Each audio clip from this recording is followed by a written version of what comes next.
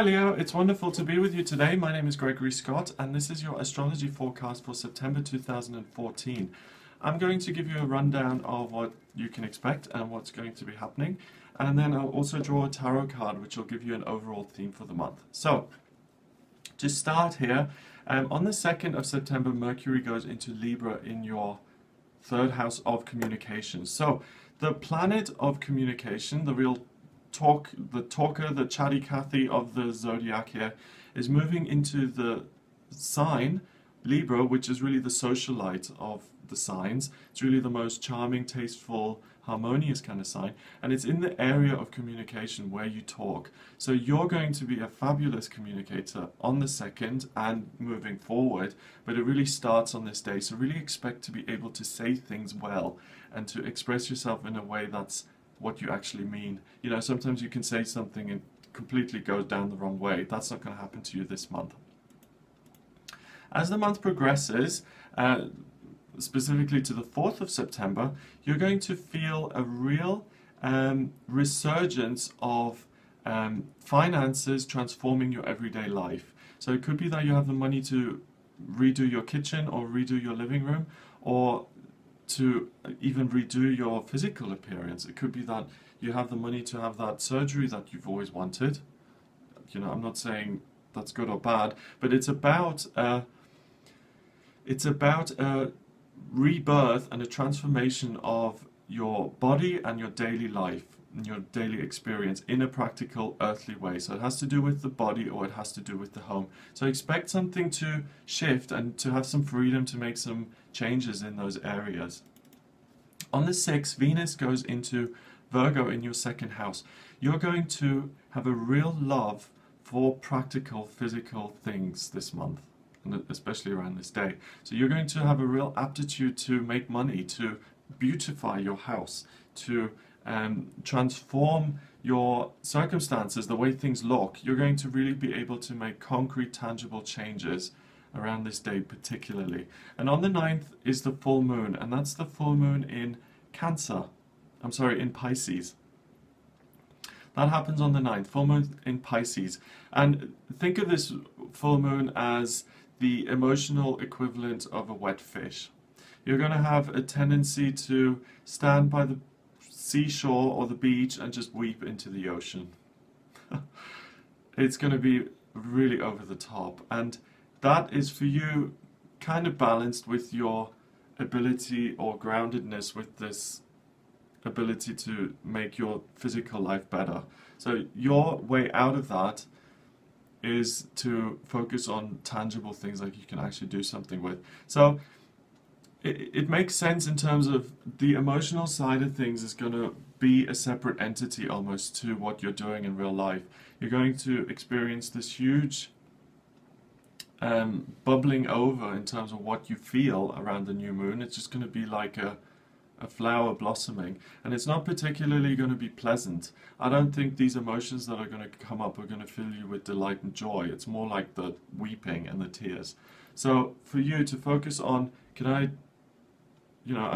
repaint my car? Can I do something to myself? Can I make my house look better? Can I do something that I can actually look at? That's going to take you out of that and distract you. On the 14th, Mars moves into Sagittarius in your 5th house of romance and children. And you're really going to shift gears now from that practical nest-making mode of how can I make things look nicer. You're going to look at how can I expand and bring some romance into my life. That's what I want, and that's what I'm going to go after. So you're going to be really driven there. You know, Mars is the energy of the warrior. Sagittarius is the explorer. It's the fickle kind of, I want to experience it all. So if you can, go out on dates around the 14th, meet new people, go to a party, say hello to everyone there. It's not going to feel awkward to you. It's going to feel like I want to experience as much as I can. So just keep a little bit of focus there so you don't just go wandering around aimlessly. Try and keep the actual desire in place, because it can be a little bit like too much of a good thing, you know. If you're that into exploring that you just end up wandering around, you know, if you lose sight of the initial goal. On the 21st of the month, you're going to feel really good about yourself in terms of who you are as a person, and you're going to make some inroads into building your confidence. So I see these kind of activities around the 14th that then take you through that week until the 21st. You're going to have some positive feedback from people that really builds your self-esteem. So if you decide to go after someone, not go after, to pursue someone you're interested in or that you like, or you spend some time with the kids or your nieces and nephews, something that creates you know, a kind of sense of fun and emotion within you. That's really going to uplift you in sense of, I'm good enough, I'm worthwhile, I have a message to share, I'm happy with the way I am, and I'm okay for people to look at me and to listen to me. That's all very much to do with, you know, healthy self-esteem, and you're really going to be tapping into that, especially around the 21st. Now, the new moon happens on the 24th, and this is about planting new seeds and setting intentions. You're going to be able to communicate in a way that's much more harmonious, and that's going to come across really well. So if you're a journalist, you're going to be at the height of your powers. If you're a writer, absolutely write around this and put those intentions into place. How do I want to write? Do I want to be funny? Do I want to be clever? Do I want to be insightful? What do I want to do? And really make a plan of how your communication is going to be expressed in future. It's the beginning of a new kind of path that you can walk down. And ask yourself the question, how can I improve my communicative abilities? How can I make things better? 28th of the month sees Mercury going into Scorpio, and for you, Leo, this is really going to mean that you become much more interested in talking to family members and to really create some closer bonds there. So spend some time with them. It's also, I wouldn't really look at any past hurts or difficulties. I would connect with them in a way that looks forward and moves all of you forward, really, rather than rehashing the past and raking things up. I don't think that's going to work for you, because Scorpio can feel things, but it can also be very much overreactive. If you think of a scorpion with that giant tail at the back, you know, the slightest thing and it's like pam. So don't do that. Spend some time in a constructive way looking forward.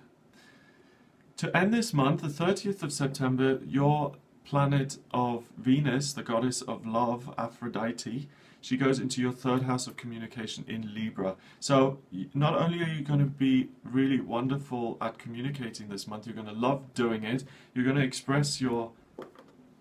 be able to express what you love in your words, you're going to be able to put loving things into words, and that's really an opportunity to create something. The universe is made out of love, so if you're in touch with that, put your love into your words and write something that will absolutely be a blessing to the rest of the planet. Make sure you put that work in, because it's going to be wonderful. Not only that, it's going to be tasteful, it's going to be charming, it's going to be a delight, it's going to be like a little treat of gloriousness right coming out of your mouth. So really make sure you use your words, And all of this is underpinned by Jupiter in Leo in your first house, which will be there for the whole month. And this is your luck factor, is your self-esteem is going to be up there. If it's usually down there, it's going to be up there. You're going to be feeling really good about yourself this month.